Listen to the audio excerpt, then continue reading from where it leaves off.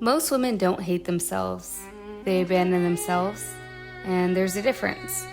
You can smile, go to work, take care of everyone else, keep promises, show up, and still leave yourself behind every single day.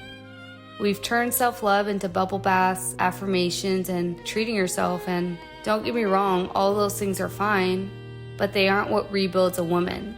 Real self-love is much quieter than that. It's the decisions you make when no one is watching. And if those decisions are made against yourself, they slowly become the life you live. Somewhere along the way, many women learn that being good means being available. Available for everyone else's emotions, everyone else's emergencies, available for everyone else's expectations. Eventually, you become so busy being needed that you forget to ask yourself, what do you need? Then one day someone asks you, what do you want? And your mind goes completely blank. Not because you don't have dreams and aspirations, but because you spent years practicing everyone else's. That's not selfishness, that's neglect. One of the quietest ways we abandon ourselves is through the way we speak to ourselves. Notice how quickly your mind turns against you. I should have known better. I'm so stupid. I'm behind. I'm not enough. Imagine saying those same words to a little girl. You wouldn't. So why do you believe that they are acceptable simply because that little girl grew up? Your inner voice becomes the environment you live in every day. If it's constantly criticizing you, don't be surprised when you never feel at peace. Being gentle with yourself isn't lowering your standards. It isn't changing your approach. Growth responds much better to guidance than punishment. Then there are promises you make to yourself, the ones that no one else hears, the walks you said you'd take, the rest you promised yourself, the boundary you swore you would finally keep. Confidence isn't built because you wake up one morning believing you're incredible, no. It's built because you become someone who follows through. Every time you keep a promise to yourself, your mind quietly learns, I can trust myself. And trust, it's one of the deepest forms of self-love. The same is true for the people you keep choosing. Love should never cost you your personality, or your peace, or your voice.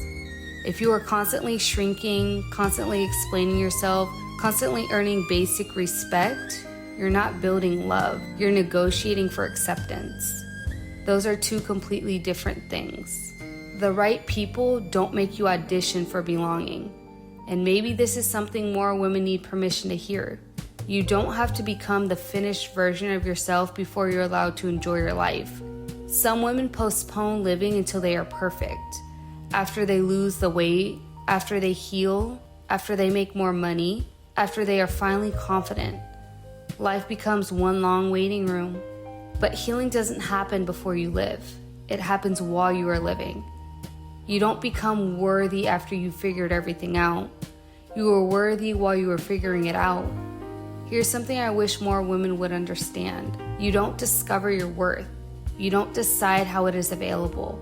Every boundary you set, every standard you keep, every moment you choose peace over approval, you're teaching people how to meet you. And more importantly, you're teaching yourself what you'll no longer settle for. So maybe loving yourself has never been about feeling beautiful every day.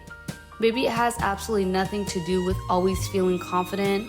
Maybe loving yourself looks like getting a little bit of extra sleep, leaving the conversation that drains you, eating because your body deserves care, forgiving yourself for being human, trying again after failing, saying no without writing a 5-page explanation, choosing peace even when people misunderstand you.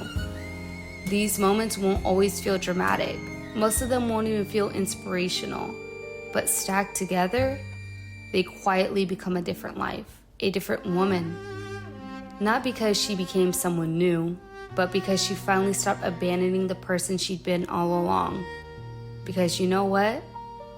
That's what loving yourself properly looks like.